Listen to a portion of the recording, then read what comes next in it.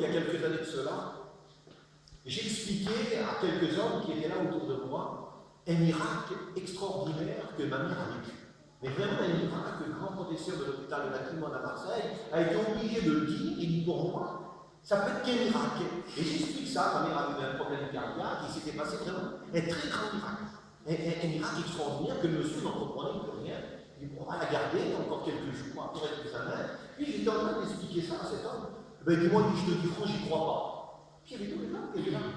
Mais je dis, ça change rien. Mais je dis, c'est vrai.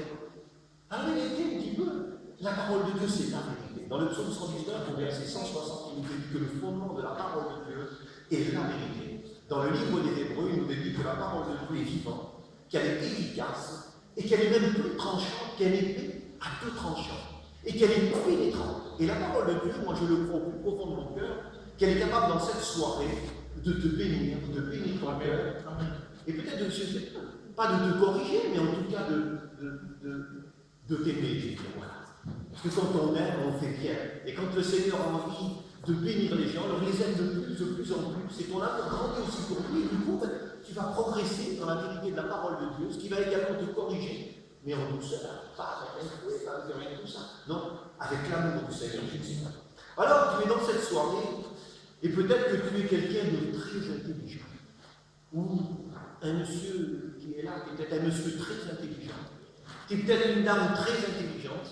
Tu as peut-être un cerveau à 4 étages, tu es peut-être un érudit, je ne sais pas. Alors comment, dans cette soirée, comment te prouver que Dieu est puissant? Quoi lire pour te montrer, toi qui es une personne très intelligente? Peut-être que tu te considères, et je le crois, comme quelqu'un de très intelligent.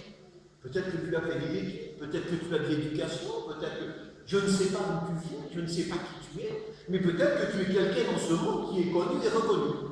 Alors, quoi lire dans la parole de Dieu? Parce que la parole de Dieu nous dit que Dieu parle tantôt d'une manière et tantôt d'une autre. Alors, quelle manière as-tu choisi dans cette soirée pour toi? Toi qui es intelligent, toi qui comprends bien les choses de la vie, toi qui as peut-être un beau vocabulaire, peut-être qui est connu dans ce monde, qu'est-ce qu'on pourrait lire pour te montrer la grandeur de Dieu? Qu'est-ce qu'on pourrait lire? Il y a 3 millions de lettres, il y a 31 000 versets, il y a 1189 chapitres, il y a 66 000. La bibliothèque de Dieu est là. Toute la bibliothèque de Dieu est là. Qu'est-ce que je vais pouvoir lire dans ce livre pour te montrer la grandeur de Dieu? Alors, si vous le voulez bien, je vais demander à mon frère Didier de lire quelque chose dans la parole de Dieu. Alors, prends ta Bible, mon frère, et puis je vais vous demander d'être attentif. Et puis tu ouvres ta Bible, et tu choisis un verset que tu aimes, et quand tu l'as, tu me le dis, que tu l'as trouvé ce verset. Tu choisis un verset que tu aimes. Voilà, dis-moi. Tu choisis un verset que tu aimes, tu l'as, tu choisis un verset, va au bout de ce verset, va tout au bout de ce verset. Et qu'est-ce que tu vois tout au bout du verset que tu aimes? Tu vois quoi? Un point. Tu vois un point. Alors lis-le. Point. Point. Eh bien voilà. Voilà la lecture, et tu n'auras rien d'autre qu'un point de la parole de Dieu. On ne peut pas faire plus court. Toi tu es très intelligent, toi tu es très intelligent, mais Dieu aussi est un homme intelligent, et un Dieu intelligent, il s'est fait homme sur terre, et il est Dieu. Vous comprenez bien? Alors, tu n'auras rien d'autre qu'un point, qu'un seul point de la parole de Dieu, un point noir de la parole de Dieu.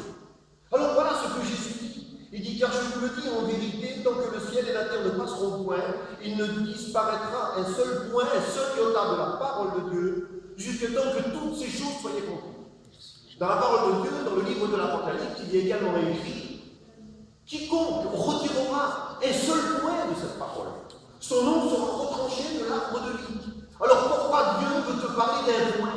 Pourquoi Dieu a choisi dans cette soirée et a mis sur mon cœur de faire lire au frère un point noir, un point qui finit une phrase, un seul point, toi qui es très intelligent, Dieu veut te montrer sa grandeur à travers un point. Mais pourquoi? Pourquoi Dieu a choisi un point? Eh bien justement parce que dans ta vie, il y a des points noirs. Parce que justement dans ta vie, il y a des points difficiles, il y a des points sombres, il y a des points noirs et Dieu le sait. Et à travers la parole de Dieu, Dieu voudrait te parler. Peut-être que tu es au point culminant dans ta vie, au point culminant peut-être du péché, moi je ne sais pas, je ne te connais pas. Peut-être que dans cette soirée tu es là, et peut-être que dans ta vie il y a du péché. Et peut-être que justement tu es au point culminant, peut-être que tu en es là, tu as tellement gravi justement, peut-être en que moi je ne connais pas. Peut-être que ta vie est un point d'interrogation. Peut-être que tu n'arrêtes pas de poser des questions aux serviteurs qui sont autour de toi. Et comment ça se fait ci, et pourquoi ça, et pourquoi lui il a fait ça, et pourquoi qu'ils ont fait ça, et pourquoi les dinosaures, et pourquoi le Cro-Magnon, et pourquoi ceci, et pourquoi lui il est du chrétien, et pourquoi. Mais peut-être que ta vie c'est un point d'interrogation. Peut-être que tu n'arrêtes pas de te poser des questions. Mais en réalité, tu ne veux pas écouter les réponses. Parce que la réponse, elle est simple, celui qui croira et qui sera baptisé sera sauvé. Je pense que nous, on a tous compris. Et je pense qu'un petit enfant peut le comprendre. Alors, toi qui es très intelligent et qui n'arrête pas de poser des questions en permanence, permets-moi de te dire que tu ne veux pas écouter la réponse. Parce que ta vie, c'est un point d'interrogation. Et Dieu a choisi dans cette soirée, justement, de mettre l'accent sur tous ces points noirs de la vie des hommes et des femmes. Tu te dis peut-être que tu es sur un point de non-retour. Peut-être que tu te dis que peut-être que tu es rétrograde, je ne sais pas qu'il y a des rétrogrades là. Ou peut-être que tu te dis que toi, tu as trop été dans le monde. Peut-être que tu t'es trop engagé. Peut-être que toi, tu as toujours tenu ta coutume et ta tradition, et puis que tu te dis, c'est pas possible. Je suis sur un point de non-retour, je ne peux pas retourner en arrière. Ou peut-être que le diable essaye de te faire croire ça. Ou alors tout simplement, peut-être que tu as un point faible. Parce que bien souvent, on voit, il y a des gens qui ont des points faibles. Et puis ça, c'est compliqué quand on a des points faibles. Le point faible de l'alcool, le point faible du péché, le point faible de la drogue, le point faible de la cigarette, le point faible du mensonge, il y en a qui ne passent pas. Moi, déjà, des gens qui pouvaient dire qu'ils ne pouvaient pas mentir. C'était plus fort qu'eux. Mais c'était même des fois des petits mensonges gentils. C'était pour embellir. Ils rajoutaient un zéro. Vous voyez, c'était pas non plus. Mais c'était des mensonges. Et peut-être que dans ta vie, il y a ce point faible que je ne connais pas, mais que Dieu seul connaît. Parce que la parole de Dieu est efficace. Elle est pénétrante. Elle est plus tranchante qu'elle est épée à double tranchant. La parole de Dieu, que Dieu dit, s'il voit tous les hommes. Et qu'il sonde le cœur des hommes. Est-ce que vous comprenez ça? Et Dieu sait que dans cette soirée, il y a des hommes et des femmes qui ont des points noirs. Des points noirs dans leur vie. Et des points qu'il faut enlever. Parce qu'un point noir, vous savez, quand on prend une page blanche et qu'on met un point noir, on va pas voir la page blanche. On va voir que le point noir, pourquoi? Parce que c'est un problème.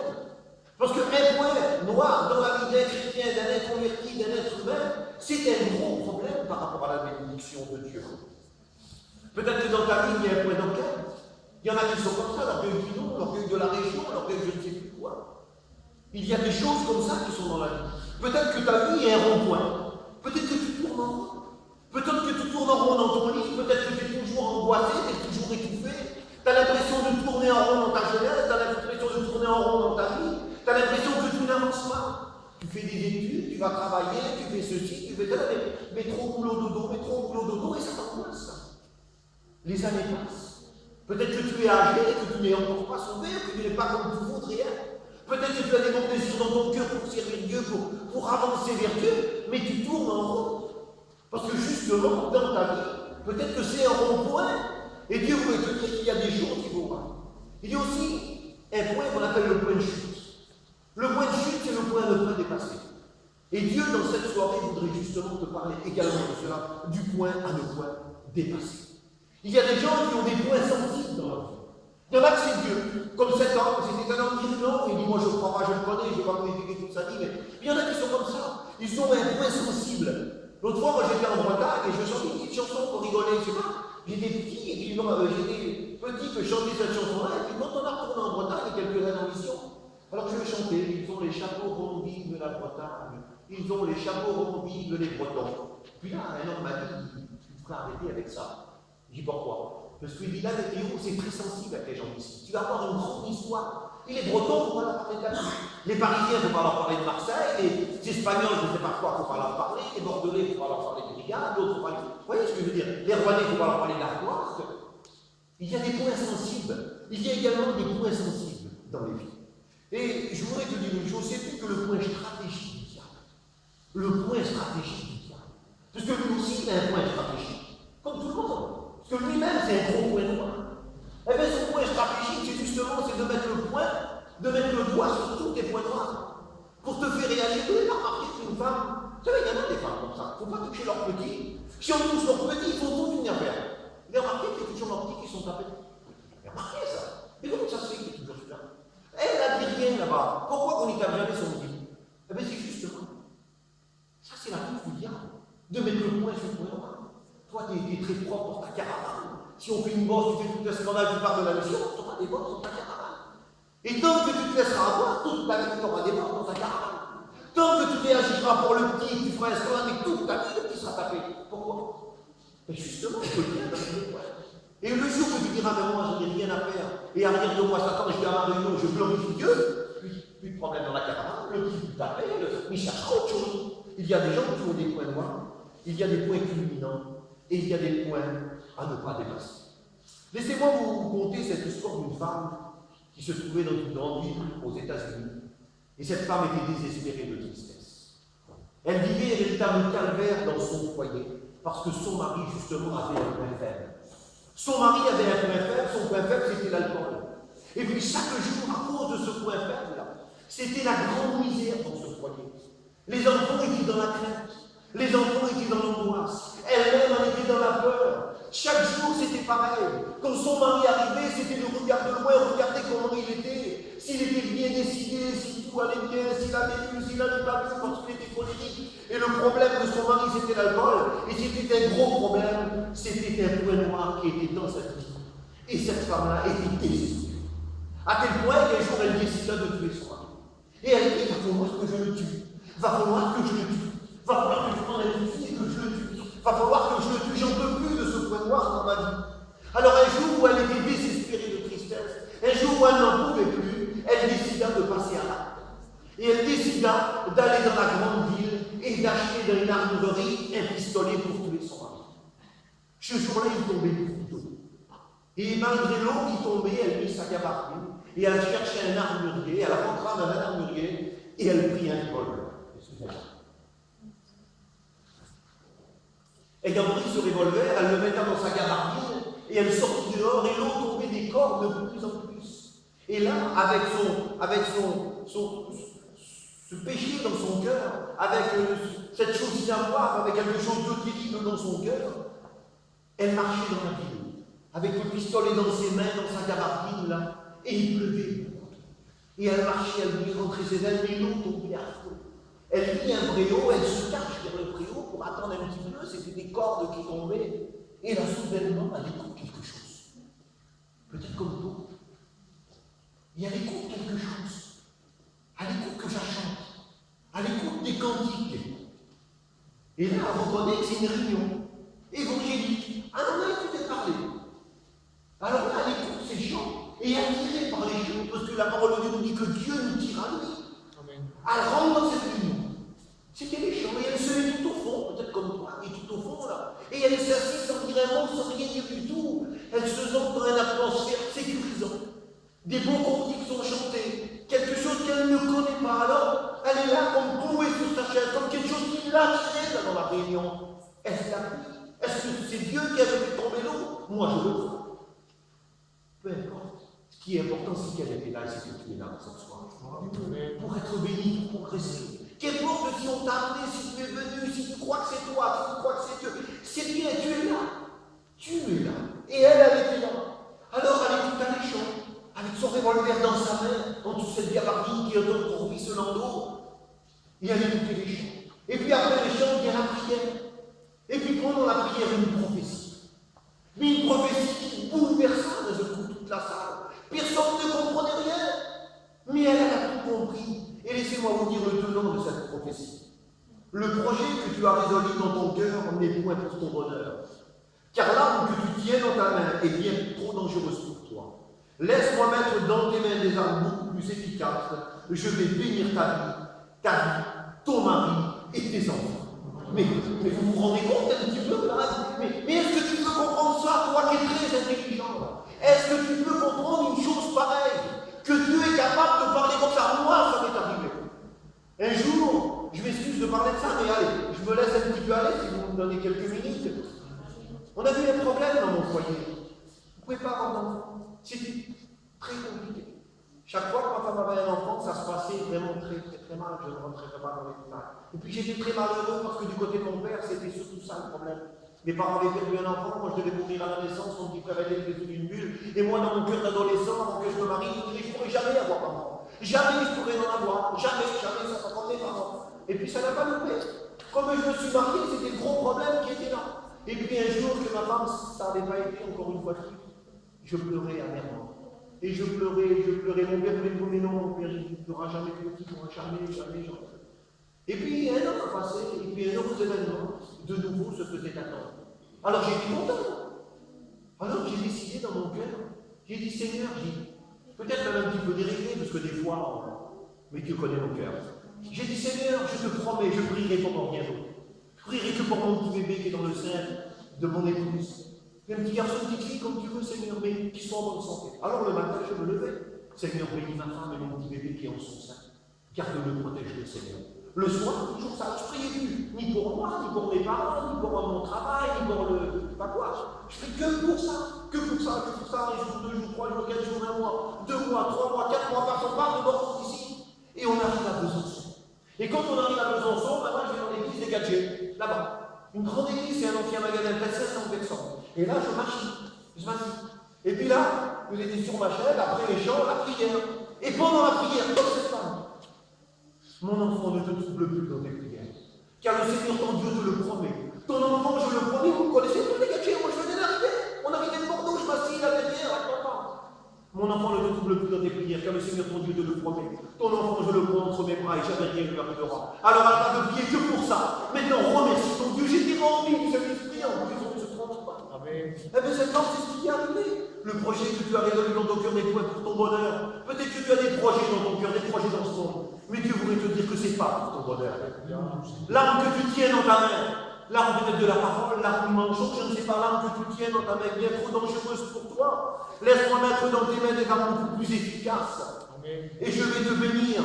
Je vais bénir ta vie, je vais bénir ton mari, je vais bénir tes enfants. Bouleversée, elle prie le Seigneur. Elle se met à prier dans cette assemblée, les pasteurs viennent vers elle. Il lui demande qu'est-ce qu'il y a là, et elle explique là, qu'est-ce qu'il y a. Elle dit, regardez, elle dit, j'avais pris la résolution de tuer mon mari aujourd'hui. Ils lui ont dit, appelle ton mari. Elle crut à la prophétie de Dieu. Alors elle a été chercher son mari, qui était un alcoolique, qui était un buveur, qui était quelqu'un qui l'a tapé, qui rendait malheureux tout le monde. Et il est venu, c'était probablement un homme très malheureux malgré tout ça. Vous savez, quand on est sous la servitude, eh bien, des fois on est malheureux. Facile de jeter la pierre, vous comprenez bien. C'est très facile. N'oubliez pas que David a pris des coups de javelot, mais il a jamais dans cette javelot. Est-ce que vous comprenez? Un véritable Dieu, il est comme ça. Alors le pasteur l'a pris, ils l'ont encouragé, ils l'ont entouré. Un mois après, elle et lui passaient par les rues du baptême, et ce fut aujourd'hui des véritables chrétiens. Jérémie 29, verset 11, je connais les projets que j'ai formés pour toi, l'Éternel. Projet de paix et non de malheur, afin de te donner un avenir. Amen. Et de l'espérance. Ce que Dieu voudrait te donner ce soir, c'est un avenir et de l'espérance. Peut-être que tu as plus d'espérance dans ta vie. Peut-être qu'il y a trop de points noirs, il y a trop de problèmes, il y a trop de soucis. Il y a de la maladie, il y a des deuils, il y a je ne sais pas quoi, moi. Et tu n'en peux plus de tout ça. Parce que c'est trop et c'est trop, et c'est vrai que c'est trop. Et puis Dieu veut te dire dans cette soirée, c'en est trop, c'est vrai, c'est trop pour toi. Il y a trop de points noirs dans ta vie, je veux les enlever, je veux les gommer, je veux les bénir. Mais il faut se laisser bénir. Il faut croire à la promesse de Dieu. Regardez autour de nous. Mais regardez au monde qui nous entoure, mes frères. Il n'y a que péché, que dispute, que l'histoire, que des choses vilaines. C'est ça que le monde nous offre. Le monde, vous savez ce qu'il a offert, c'est quand que je vais vous dire, Victor et pistolet, ce qu'il a offert le monde. Vous comprenez? Dieu offre la vie éternelle, Dieu offre la vie éternelle. Car je connais les projets que j'ai formés sur vous, dit l'Éternel, projets de paix et non de malheur. Dans le livre des Éphésiens, vous savez, 10 au verset 12, il est dit, car nous n'avons pas lutté contre la chair et le sang. Ne lutte pas contre ton compagnon. Ne lutte pas contre ton père, ton beau-père, ta belle-mère. Non. Non, il y a quelque chose derrière ça. Vous vous souvenez, il y a un mois, j'ai prêché avec le chien, je ne sais pas qu'il y a des gens qui étaient là. J'ai prêché là-dessus. Dieu a voulu leur montrer qu'il y a quelque chose derrière. Ne lutte pas contre celui que tu aimais avant, que tu aimes peut-être plus trop maintenant. Parce que c'est le diable qui fait ça. C'est vrai. Parce que si le Seigneur te bénit, tu vas le prendre dans tes bras, tu vas l'adorer. Tu vas l'adorer. Vous n'avez pas lutté contre la chair et le sang, mais contre les dominations de ce monde de ténèbres. Mais oui, on est dans un monde de ténèbres. Et peut-être que tu es dans les ténèbres et tu ne sais pas. Peut-être que tu ne le comprends pas, alors il te fait comprendre que tu es dans les ténèbres. Tu sais pas que tu crois que tu es dans les ténèbres. Parce que quand on est dans les ténèbres, on est dans la lumière, dans la pénombre, alors à ce moment-là, eh bien, t'arrêtes pas de te connaître. T'arrêtes pas de te bousculer. T'arrêtes pas de tomber, t'arrêtes pas de te faire mal. Quand on est dans les ténèbres, c'est comme ça. Est-ce que vous comprenez ça? Vous vous trompez par des faux raisonnements, disait le frère de Jésus Jacques. Vous vous trompez par des faux raisonnements. Vous vous trompez. Vous comprenez que le diable, il veut dire les gens dans les ténèbres en leur faisant croire qu'ils sont dans la lumière.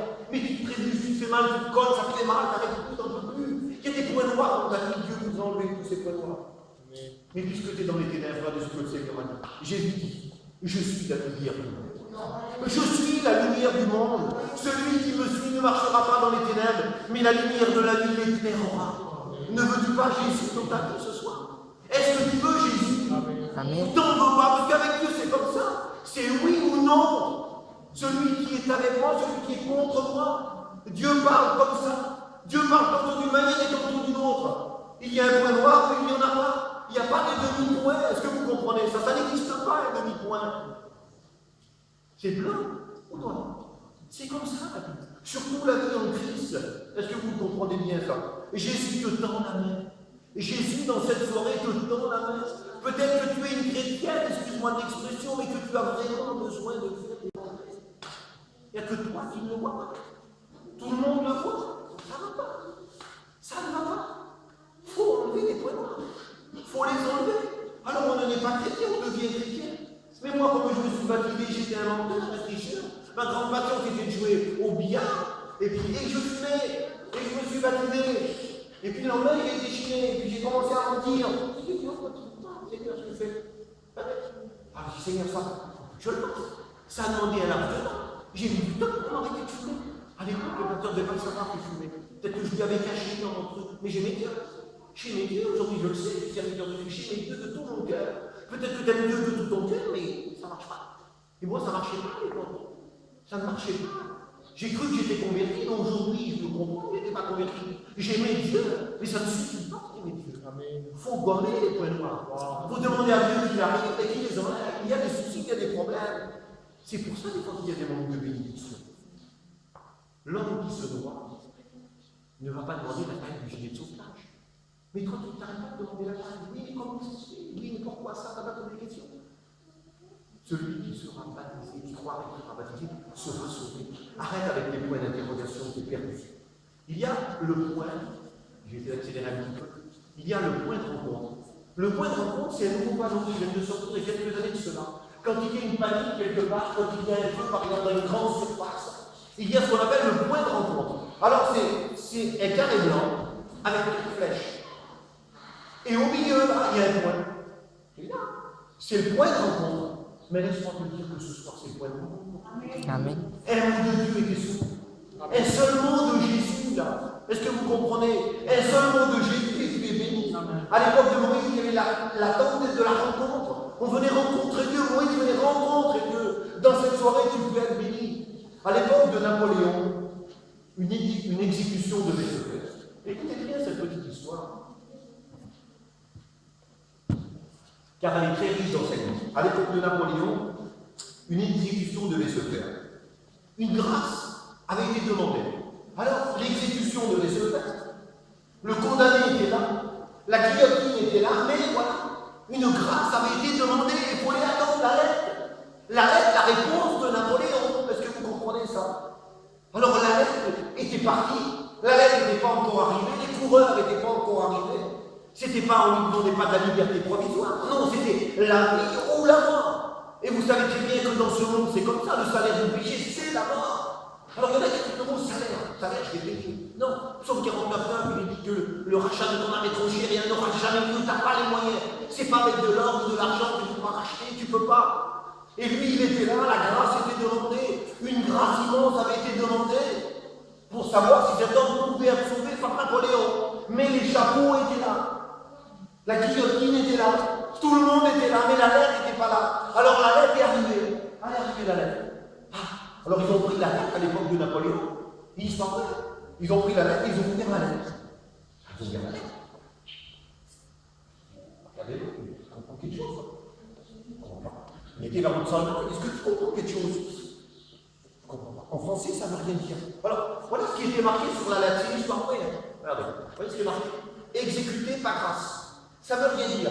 En français, ça ne veut rien dire. Parce qu'en français, ça veut dire deux choses. Ça veut dire soit on le tue, soit on le gracie. Mais ça va dépendre où on va mettre le point. C'est une histoire de point encore. Là, il est perdu. Exécuté, regardez, pas grâce. Il n'est pas gracié. Vous voyez? Exécuté, pas grâce. Si on met le point ici, il faut le tuer. Exécuté, pas grâce. Par contre, si on met le point ici, là, il est gracié, il est sauvé. Exécuté pas. Grâce. Vous comprenez? commencé à regarder. Ils ont dit, bon, quel point? Mais c'est pour ça que Dieu, dans cette soirée, veut parler du point. Et puis ce qui est extraordinaire dans cette soirée, c'est le point là. Dieu te demande de le mettre. Mais tu vois pas la grâce que tu as. Il est en train de te dire, mon fils, ma fille, tu sais que tu es perdu. Tu sais que pour toi, c'est l'enfer. Est-ce que tu sais pour toi, c'est les graissements dedans? Est-ce que tu sais pour toi que ça va être terrible si je ne te sauve pas? Et je te donne la grâce et le privilège de mettre le point où tu veux. Soit tu es perdu ou soit tu es sauvé. Où veux-tu mettre le point dans cette soirée, je te demande? Tu veux le mettre où, le point? Est-ce que tu vas être perdu? Est-ce que tu veux le mettre ici? Mais pour le mettre là, excusez-moi, il faut être fou. Mais il faut être complètement fou. Oui, mais tout à l'heure, tu as dit que tu étais quelqu'un de très intelligent. Tu t'es considéré comme quelqu'un de très intelligent et je le crois. Alors Dieu te dit, faut-tu le mettre où, ce point? Tu vas le mettre où, ce point? Si tu le mets ici, tu seras sauvé. En tout cas, dans cette soirée, Dieu voudrait te donner le choix. Mais je ne sais pas si tu peux te rendre compte de la grâce. Ce que fait, nous ne le savons pas. Qu'est-ce que ce soir est fait, nous ne le savons pas encore. Ce qui est sûr, c'est que tout de suite, Dieu peut te bénir. Une nouvelle créature. Tu vas être une véritable chrétien ou un véritable chrétien, une véritable chrétien ou un véritable chrétien. Un point peut donner du sens à ta vie. Parce que le point central de la parole de Dieu, car Dieu a tant aimé le monde, qu'il a donné son Fils unique afin que quiconque croit en lui ne périsse point, mais qu'il ait la vie éternelle. Dieu, dans cette soirée, veut te donner la vie éternelle. Alors il a donné un geste de toi. Mais si, je ne sais pas moi, si un seul point peut bénir ta vie, un seul point noir dans cette soirée peut bénir ta vie, alors imaginez un mot de Dieu, Seigneur. Mais ce n'est pas un point noir, c'est un mot, le mot paix, le mot amour dans ton foyer, le mot joie, le mot salut. Mais imagine dans ta vie, dans son foyer, alors inversé. Seigneur, si un point peut te sauver la vie, si un point peut tout changer, un mot, inversé dans ta vie, mais inversé, Seigneur. Mais alors imagine dans ta vie la Bible, tout entière. 3 millions de lettres, 3 millions de points. C'est plus un point, ça. Tu es intelligent, tu es capable de comprendre ce que ça veut dire, ça. Et si dans ta vie, il y aurait Jésus, alors là, mais ton point fort, ça serait Jésus, du coup. Est-ce que tu comprends? Il n'y aurait plus de points faibles dans ta vie. Parce que quand on a Jésus dans une vie, il n'y a plus de points faibles. Il n'y a que des points forts. Est-ce que vous comprenez ça? Là, je ne suis pas en train de vous parler d'un petit Jésus. Je ne vous parle pas ça. Acceptez Jésus. Acceptez-le. Progressez en Dieu. On croit qu'on est des super chrétiens, mais quand on fait le bilan, on voit que ça ne va pas. Eh bien, faites un bilan. Si le Seigneur peut vous bénir, vous allez voir, faites un bilan. Moi, chaque jour, je fais un bilan en tant que serviteur de Dieu. Je demande pardon à Dieu. Parce que je suis qu'un homme. Je ne suis pas un super-héros, moi. J'aime Dieu de tout mon cœur. Mais j'ai besoin de lui pour être sauvé. Je ne peux pas me sauver moi-même. Je suis perdu par moi-même. Vous vous trompez par des faux raisonnements. Alors, regardez comment faire. Il y a 2 ans de cela, on était en mission, là, juste à côté à Kittre. Et puis, il y a une canicule terrible, et je terminerai avec cette petite anecdote. Mais il y a une canicule à mourir. Et là, j'étais en dessous du store d'un inconverti. Et je sentais dans mon cœur qu'il fallait un mot pour lui. Mais je n'avais qu'une envie, c'était de lui parler de Dieu. Et la deuxième envie, c'était qu'il m'offre à moi. Tellement qu'il faisait chaud. On mourait. En dessous du store, ça brûlait, c'était du feu qui tombait. Et puis là, un petit est arrivé. Il s'est déshabillé. Il a rentré dans la piscine. Et il a nagé. Tout cet esprit a parlé dans mon cœur. Et je dis, tu sais, il a dit chrétienne. Un garçon qui se posait des questions peut-être comme toi. Eh bien, je dis, c'est comme le petit là. Je dis, regarde, l'on le rafraîchit. Oui, la parole de Dieu rafraîchit les cœurs. Et je dis, elle le porte. Mais si tu as remarqué ce qu'il a fait avant, il dit quoi? Je dis, c'est déshabillé. Eh bien, je dis, il faut se déshabiller. C'est très difficile de nager avec des gros bronquins. Les bronquins de la colère, de quelqu'un t'énerve, à toute position. Tu es un homme terrible, une femme terrible, tu es une tigresse, on ne va pas te parler. C'est difficile de nager avec des gros bronquins, avec un gros par-dessus pour te cacher là. Va nager dans une piscine.